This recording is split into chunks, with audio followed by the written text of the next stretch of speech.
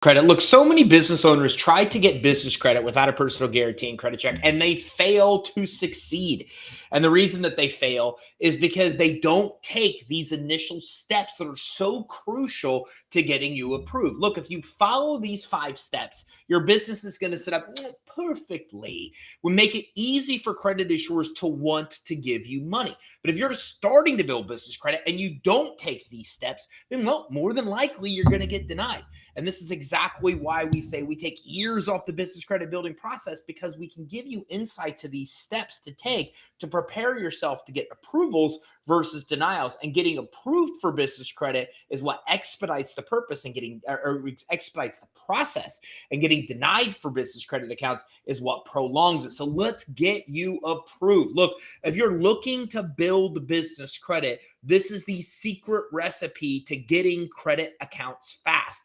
The way that it works is once we get you a handful of initial credit accounts in your business credit reports, then you can quickly move to other types of credit. Credit at almost every major retailer, credit at starter vendors, credit with for fuel cards, fleet cards, Visa card, MasterCard, cash credit, auto financing. It's all available once you get started with building your business the right way, structuring it the right way, getting these 5 things done to be able to set yourself up for success with building business credit. Now, I'm going to wrap all of this up into what we call a fundability foundation. Those are some of the principles that we'll talk about today. And the idea here is very simple. The majority of business owners that get denied for credit, for financing, are denied for stuff that's really easy to fix. It's really easy to change. And if you just tweak this, tweak that, follow these 5 steps, then you set your business up where it's basically fundable, where lenders and credit issuers want to give you money. Now, you've seen this before.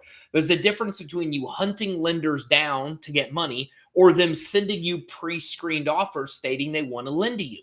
So what's the difference? The difference is having your business set up where it actually looks highly legitimate and credible to lenders. When you do this right, then it makes it way easier to get any kind of money you want, not just business credit, but also loans and credit lines as well. By the way, if you're just coming in, tell me where you're coming in from. I love to give you a shout out. If you tell me the industry that you're in, I can speak better to you. And if you tell me the company name, I'll even give you a shout out here and give you a free plug on the actual stream. So tell me where you're coming in from and tell me the company you're coming in from so I can mention you here today. Okay, so it all starts at the very, very, very beginning, which is the entity that you set up. So there's a lot of things you need to know here. I'm going to focus on maybe the first 2 or 3 most important things. First of all, when you set up the business, you want to make sure that you set up the proper entity. The entity that you set up goes a long way to the credibility of your business. Now, there's a lot you can choose from. You could be a sole proprietor, you could be a partnership, you could be a corporation, an LLC, but the 2 that are most highly regarded from a lender and credit issuer's perspective is a corporation and an LLC. Now, if you ask me, Ty, if I had to choose, which one would I choose? I'd say a corporation. That was the one that is most highly regarded from lenders and credit issuers. It's the one that gives you the most credibility. And there's 2 types of corporations. There's a C Corp, there's an S Corp. It doesn't matter which you choose. You can do research on what works better. I've got training on our YouTube channel. You can talk to your accountant. But it doesn't make a difference which one, but a corporation gives you the most credibility. The second of which is most credible is LLC. So you could be an LLC. You can also be a corporation. Either one help you become more credible. The one to avoid is sole proprietorship. You never want to be a sole prop. And I'll give you an example. SBA refers to a sole prop as somebody experimenting with a business idea. SBA is even saying that sole props are not to be taken seriously as real businesses. They are people that are first experimenting with a business idea before they form a real business. So if you're out there as a sole prop and that's how they're looked at, imagine trying to apply for credit and financing. If you're doing so, a lot of sources just won't approve you because of your basic entity type.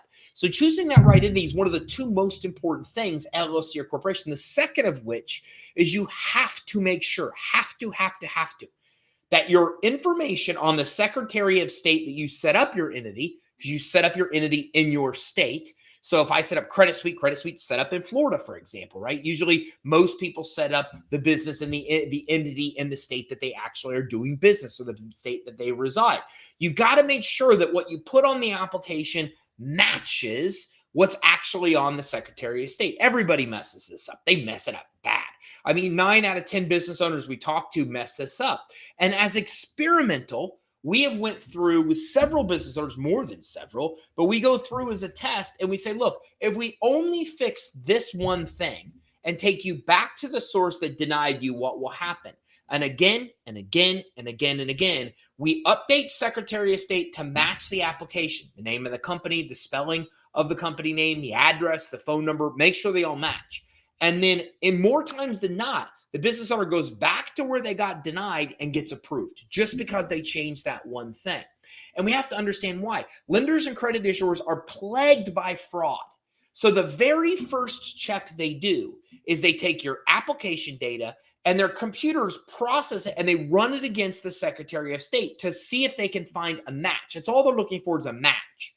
But if the data is mismatched, the computers can't guarantee a match. So they go back to the lender and credit issuer and they say, we can't guarantee this business even exists. We can't guarantee with 100% certainty that the one we found online in the entity Secretary of State is the one applying. We don't know. The information doesn't match up. So then it throws up potential fraud concerns. And as crazy as this is the number one reason business owners get denied. Number one, it ain't your income. It ain't your credit score. It's not your business credit quality. It's the fact that your Secretary of State doesn't match your app data. Something so basic and simple to fix. And if you fix the one thing, you turn around and start getting approval. So when it comes to entity, you got to make sure you choose the right type, preferably corporation LLC. You got to make sure that Secretary of State data matches what you're actually applying with. If you do that, it goes a long way to helping you actually get approved. So we got Maryland, the Tatum Group is in the house. We got Texas is in the house. Houston, Columbus, Ohio, company is Film, Author, and Photographic Festival. Thanks for coming in and saying hello. Charleston, South Carolina, from the Financial Transformation, Credit Repair, and Business Credit. I love that. Maryland, the Tatum Group is in the house. Destination Next Transportation in Houston, Texas. Glad to be here. Music City Cleaning Services out of Nashville. Thanks for saying hello. And Chicago, Sassy Candles and Massage Oil. I love that. LLC. I want Sassy Candles and Massage Oil. Both of those sound good. Thanks, everybody, for tuning in. So let's go to number two. Number two step to setting up your business where you can get business credit. You've got to have the right kind of business office. I'm going to give you a funny story. So one of the guys that I coach came to me and said, Ty, I've heard you say before not to use a UPS address. And I said, that's correct. Lenders and credit issuers can't stand, they hate UPS addresses. He said, well, but mine has a street number and a unit number. They're not going to know. And then less than 15 seconds later, he got a text back from me where I went and searched his address and went to images in Google and showed him that the entire screen was just images of the UPS store. And I said, oh, really? Do you think this will fool Bank of America? And we had a quick laugh.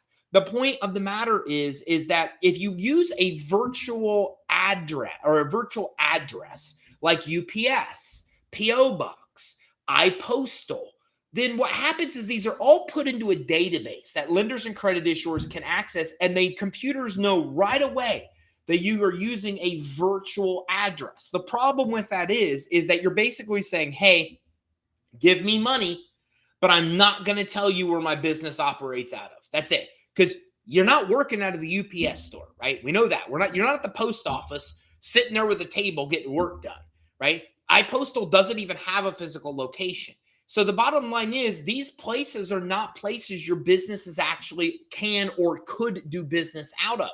So you're basically applying for money and telling a lender, I'm not going to tell you where I am, where my business is even from. And then do you think they're going to give you money? They're not going to want to give you money. So the alternative to virtual addresses are virtual offices. Now, sounds like just a simple change in wording, but it's a big difference. A virtual office is typically provided by three main providers: Alliance Virtual Offices, DaVinci, and Regus. There might be some other smaller ones out there, but the problem is a lot of the other ones are virtual addresses like UPS masking themselves as virtual offices. A real virtual office will typically cost you $50 a month or more, depending on the actual size of the office and the location of the office. One in Tampa, Florida might be more than Little Rock, Arkansas, for example, just based on population density, things like that. So the difference is this. In the 80s, the people that owned Regis, the people that owned Alliance, and I know this because I'm friends with the actual owner of Alliance. He's been on my podcast many times. We've had many conversations about this. Back in the 80s, when this database was being put together, so the IRS, so the government could recognize an address that was a postal box and one that wasn't, virtual offices like Regis and Alliance fought the fight and won to keep their addresses out of that database. So their addresses are never looked at like virtual addresses like UPS. They're actually looked at like real physical offices. So let me give you an example. I'm here in the middle of the city in Tampa, Florida. Right here is a commercial building next to me. So this building could be a Regis building, for example. And when I use an address from an office in this building, it makes it look like I really am in a commercial building in Tampa, Florida, because the address is linked to a actual commercial building in Tampa, Florida. So it gives the perception that I'm working out of a big office building in a major city, even though the reality is I only get my mail there. So huge benefit. From a lender's perspective, they see that I'm like in really expensive real estate, and that gives a ton of credibility to my business. Now I can use a home address, but it doesn't look as much as credible as what a real commercial or retail location would be. So the options you have here is, number one, get a real office, get a real retail location or a real commercial office. Okay, that's option one. You get into a real building, but you might not need to be in a building. We're in a world now where a lot of us work from home. So option two is get a virtual office, Regis, Alliance, Da Vinci. I love this option because even when you move residences or your business moves, you never need to change that address. The guy that I coach and a friend of mine who was saying, hey, Ty, can I use this address? He's having that problem because he moved again. And this is why I always give the example that you should get a virtual office from the minute you set up your business. That way, no matter if you change your home or change your actual work address, like your business moves from a different location, your address never has to change. Your virtual office address can always be your address no matter where you move to, residence or actual office space. So get a virtual office at the beginning part of your business, and then you never need to change that address again. And it's very cheap to be able to do it. You have the perception of being a large, credible location or being a large, credible business in a commercial location without the hefty bill that's associated with it. Now, virtual offices, you could pay for additional services. You could get actual office space you use, conference rooms. You could have the waiting area. You could get reception services. But the bottom line services, just use your address like $50 a month through Regis, Alliance, or Da Vinci. All three good ones to actually try out. Now, the last resort option, number three, remember, number one, get a real location. Number two, get a virtual office. The third option is your home address. And yes, you can use one, but some sources will never approve you and others don't have a problem with it. I'll give you a simple example. Walmart will not approve you if you use a home address. They won't. You can't get a corporate credit card through Walmart with a home address. They don't allow it. Amazon does. Simple example. Some sources do. Amazon's got no problem with a virtual or an actual home address, and Walmart does. So that's what you have to look at. When I teach you this stuff is to help you get maximum funding. And maximum funding means I'm going to tell you what it takes to get the majority of people to want to approve you. Now, you might say, Ty, I got Amazon just fine with the home address. You're right. Some sources will approve you, and others like Walmart never will. So if you want max funding, then get a virtual office. If you don't care and you want some money, but not a lot, and you don't mind of getting denials, then a home address may work. But virtual offices are highly regarded and a really simple solution to actually help you succeed. And a family residential care home for seniors in Houston, Texas is in the house. And we actually typed into the chat the best providers for virtual offices for you as well. Now we're going to talk about number three. I think we're number three, business banking. It's very, very, very important. It's one of the most important things you should do in your business. Matter of fact, here's my order. Well, it's maybe more complicated than I should tell you it is, but it is complicated. It's actually simpler than it sounds. Okay, so when I set up an address, the first thing I do is make sure I can get the domain for the company I want. So if I want creditsuite, can I get creditsuite.com? Okay, I can. Now I grab that domain, I lock it down. Now nobody else can grab that.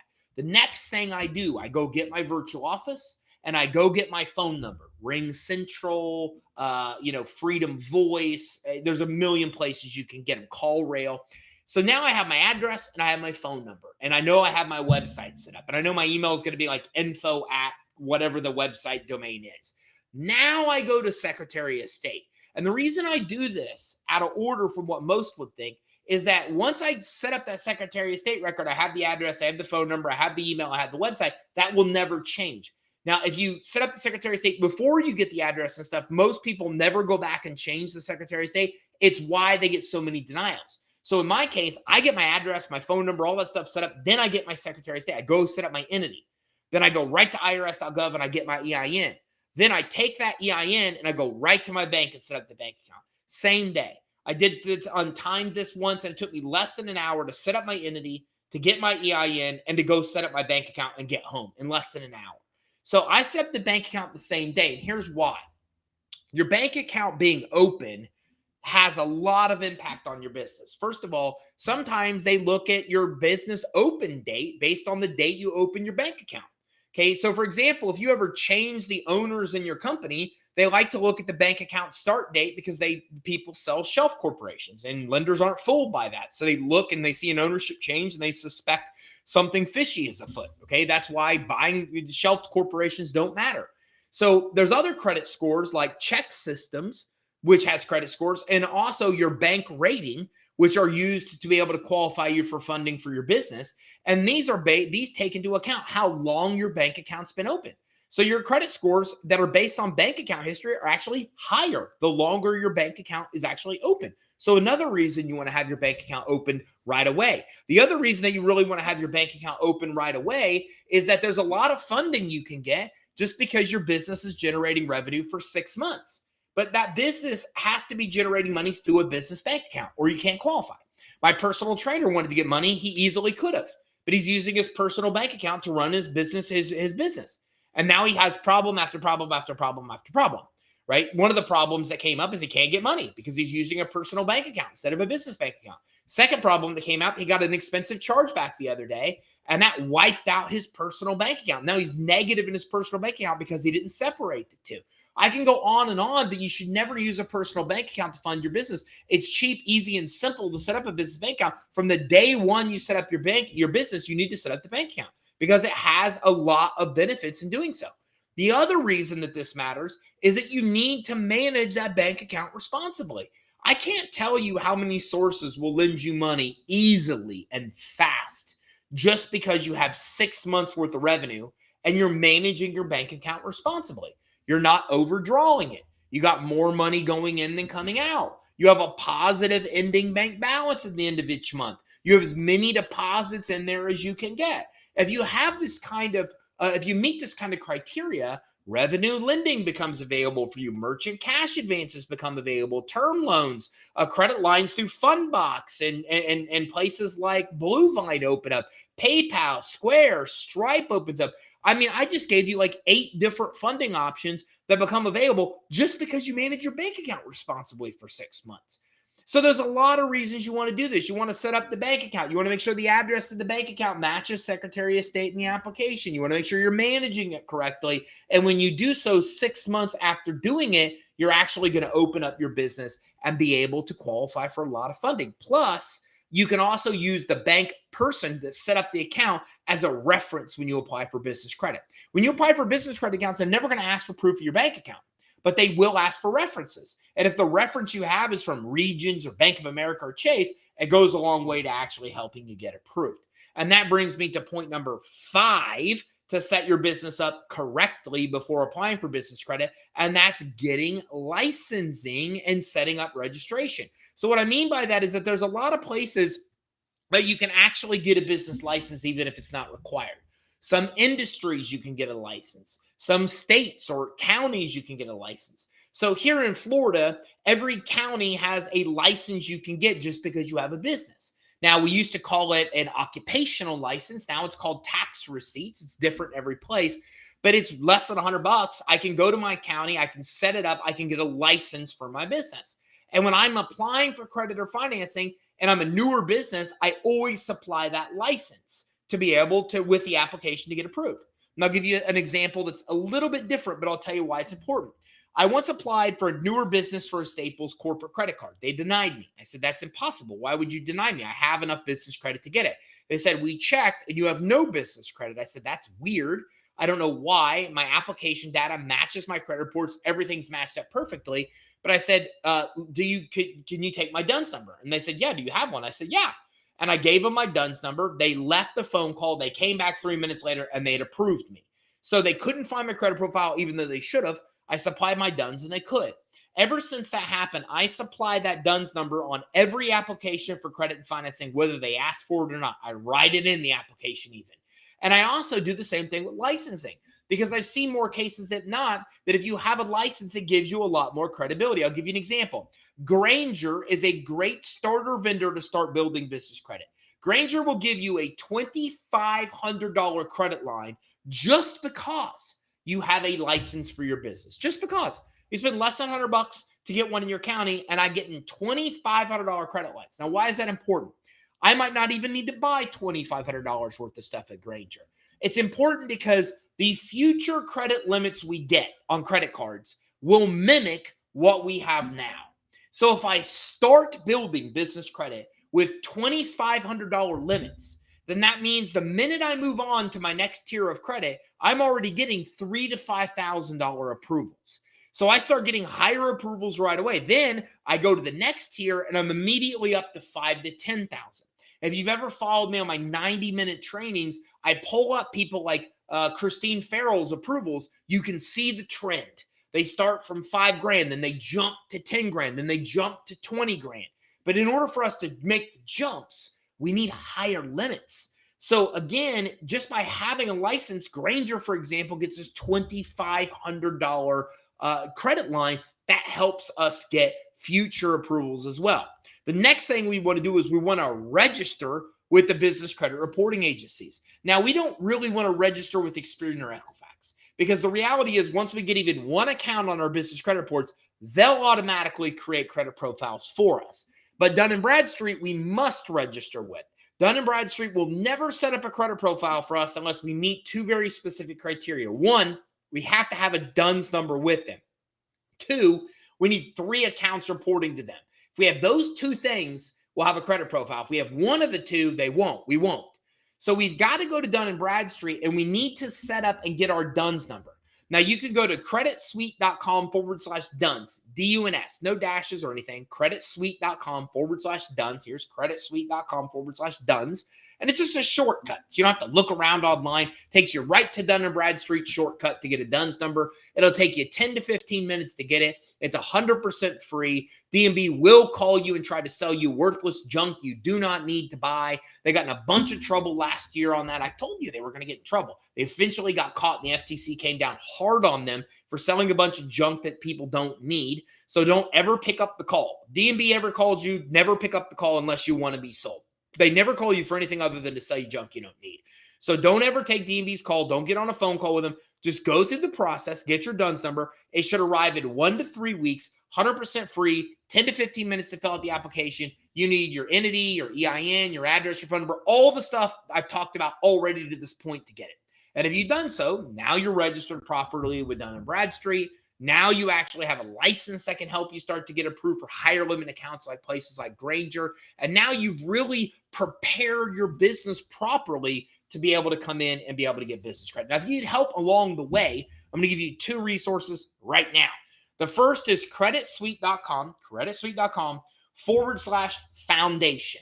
If you go to creditsuite.com/foundation, you'll grab my 100% free Fundability mini course. And the Fundability mini course talks about more than just these 5 things. There's actually 120 fundability factors that lenders look at. 120. Be a long webinar, long training if I went through all of them, right?